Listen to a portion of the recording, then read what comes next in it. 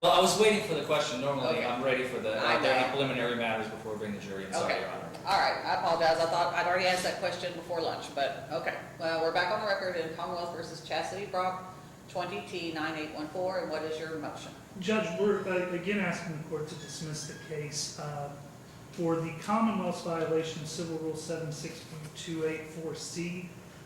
It's my belief, now I was not given a copy of the opinion, but the opinion cited by the Commonwealth, a Westlaw case number was read, a year Westlaw, and several digits after. According to that civil rule, unpublished opinions are not to be cited unless there's no published opinion on topic. If they are cited, they're supposed to be announced as unpublished, and a copy of that opinion is to be given to all parties. And again, I haven't seen it. I tried to find it. I don't have Westlaw. Okay, and I can't even remember, what's this, as to what issue? The preliminary breath test issue? The preliminary breath test issue? Correct. You mean about whether or not the tape should be stopped at the point? Correct. The Commonwealth cited a case and gave a Westlaw case number that sounds to me like it's unpublished. Now, I don't know because I haven't been given a copy as the rule contemplates. If it is published, we'll withdraw the motion.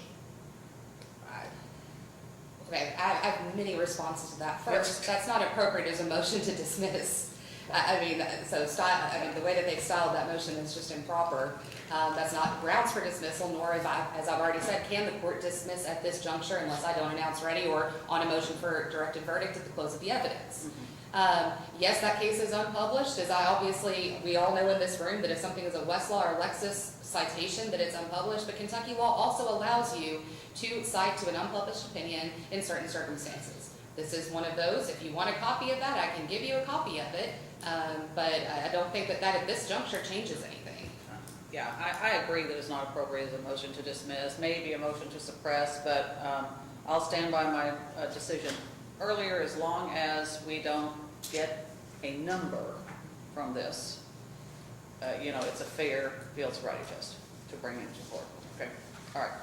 All right, anything else? No. Okay, all right, you can go ahead. Let's bring in the jury.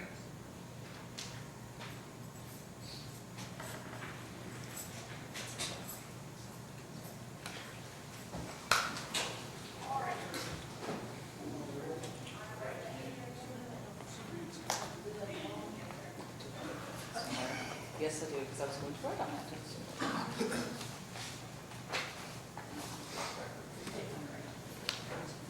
No, here it is. I got it.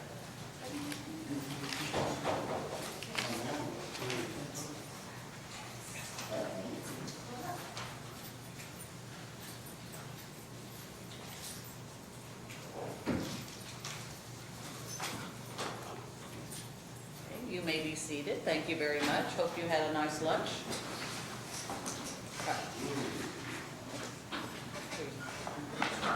Okay, all right. First, I'll bet, is the prosecution ready to proceed? Yes, Your Honor, we're ready. And is the defense ready to proceed? Yes, Your Honor, we are ready. Okay.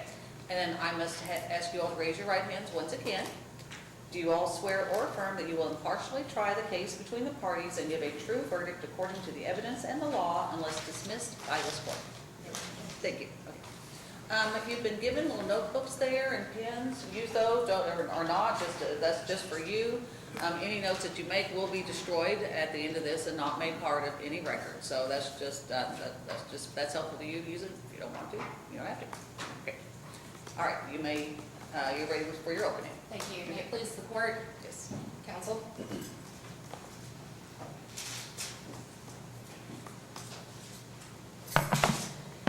On November 7th of 2020, Trooper Wright was driving down Hardin Road in Hardin County. He sees a vehicle in front of him, swerving very badly in their lane of travel. He follows the driver for a short distance before he decides, no, I got to stop this car.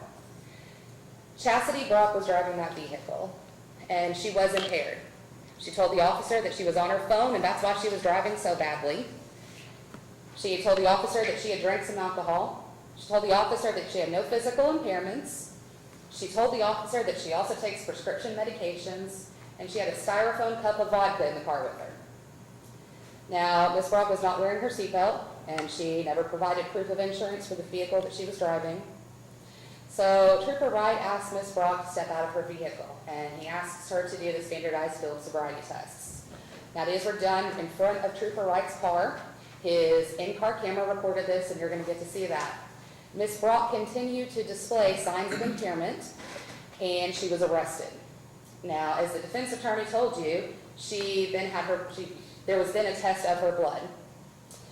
Chastity Brock was impaired when she drove that evening, and at the close of the evidence, I'm going to ask you to find that she is guilty of committing a DUI, among other charges. Thank you. Okay, and are you doing opening, Mr. Forman? Or is Mr. Yeah, no, I would Okay. like to do my opening now, Your Honor, if that's okay with the Yes, board. yes. Thank you. Good afternoon now. On November 7th of 2020, Ms. Chastity Brock was working for the majority part of the day.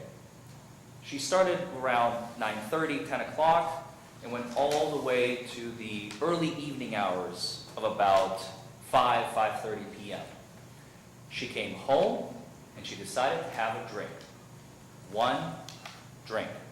She told the officer that. Now, before she told him she had one drink, she lied. She told him, I did not have any alcohol. Why? Because she was scared. She did not know what the officer is going to do to her once he found out that she has had this one drink. So at first she says, I did not have anything to drink. And you will see that today in the video. Then when he continues to pry, because you'll see him getting a little bit more confrontational and aggressive with her, no, I can smell it. You need to tell me if you have been drinking. Yes, officer, I did have one drink. And she had another drink with her in the car. Why? Because after she consumed her one drink at the house, a few minutes after that, her aunt, who lives about 25 minutes away, called her up or texted her, I'm not exactly sure, but made contact with Chastity and said, hey, you want to come over for some chili? She said, yeah. She was on Hardinsburg Road, which is where the stop occurs, literally 1 mile from her destination where her aunt lives. She did have a drink that she took with her in the car to drink at her aunt's house. She was not drinking it while she was driving. And you will see in the video how she gets out of the car after the officer. She has a dog in the car, by the way. You'll hear the officer kind of mentioning that let's make sure to close the door so he doesn't jump out, and they make a little joke about, I could chase him down, and Chastity says, well, I couldn't, so let's just make sure my dog stays in the car. As she exits, you will watch her. It's what I ask you to do. Pay attention, because the little details in this case matter. Just as in any case, but particularly in this case, they matter a lot. Why? Because Ms. Brock was operating her motor vehicle whilst sober. And you will see that. She walks sober. The officer, I imagine, with 100% certainty, because he said it on video and he wrote it in his citation, I hear that you are slurring your words.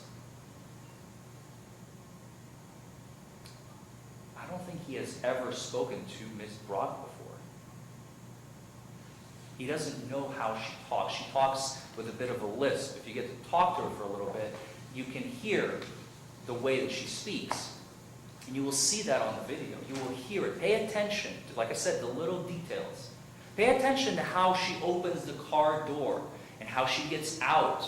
And how when he asks her, Trooper Wright asks her to walk to the front of his cruiser. Watch how she walks to the front of the cruiser. And how she stands and tells her to turn around and stand. It's a dash camera footage, so it's on the dash of the trooper's patrol vehicle. So you will see, for the most part, you're going to be seeing her with her back turned to you. Watch her lack of swaying, her lack of stumbling. Pay attention to every element of this case. Now, That's with respect to the scene. She will get arrested, obviously, as you will see. She'll get arrested for operating a motor vehicle under the influence and a few other charges you will get to learn at the end of this case. They're minor traffic violations. Seatbelt charge, the open container, I mean, I don't know. I'm calling it minor as an attorney. Obviously, it's an offense. I'm not questioning that. But I think it's important, and the Commonwealth has obviously all but said it without saying it. This entire case hinges upon operating a motor vehicle under the influence. The rest is just cannon fodder. The rest is just other violations that the troopers saw. But this whole case, Ms. Chastity's future rests on the DUI. Okay? After she's arrested for the DUI, the trooper takes her to Hardin County Detention Center. And I anticipate, since I've seen them outside, you're going to hear from the phlebotomist who extracted the blood from Ms. Brock. I don't know what they're going to say yet. I have an idea, and we're going to be learning today. In this courtroom, both you and I together, we're going to be learning as to what they did, how they did it, what went wrong, and why. After the phlebotomist extracts the blood, puts it in the tubes, they put it in a like a package, like a little sealed package, and they drop it in the mail.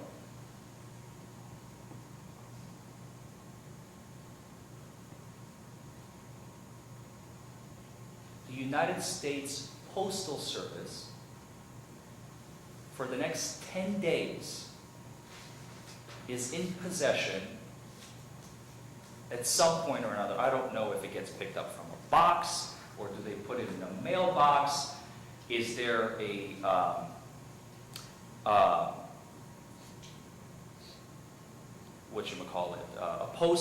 postal worker that actually comes in and physically picks it up? We have received zero evidence of refrigeration of the blood samples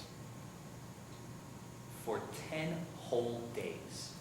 The first time, as you will hear today, that the sample, or samples, or 2 tubes, possibly even 3, that's another question that we have, but I guess we're going to find out as the evidence comes in. We're not refrigerated. We're not stored properly. And you're going to hear about all of this. You're going to hear from the lab technician who will, for the first time on November 17th, notated on the chain of custody, sample placed into refrigeration unit. And then a few weeks, or I think like 3 weeks later, I don't remember the exact dates, I have them written down. I think December 6th, they get tested. And then they get destroyed in April of 2021. Now you will hear today that there is a reason why we have 2 tubes. It's not a magical creation of the gods. We have 2 tubes for a very practical reason. The first tube is for the lab analyst, as you will hear, is for the lab analyst to do their tests. Okay, that's tube number 1. Tube number 2 is for us. If we want to do our own independent testing on these tubes, the second tube is for us. We never got it. Why? Because it was destroyed. And you're going to hear that today.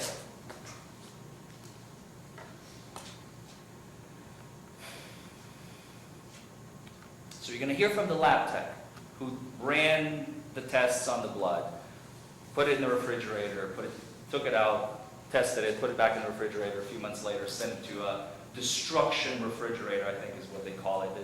It is a loose term for it. And then you're going to hear from Dr. Henson. He is our expert.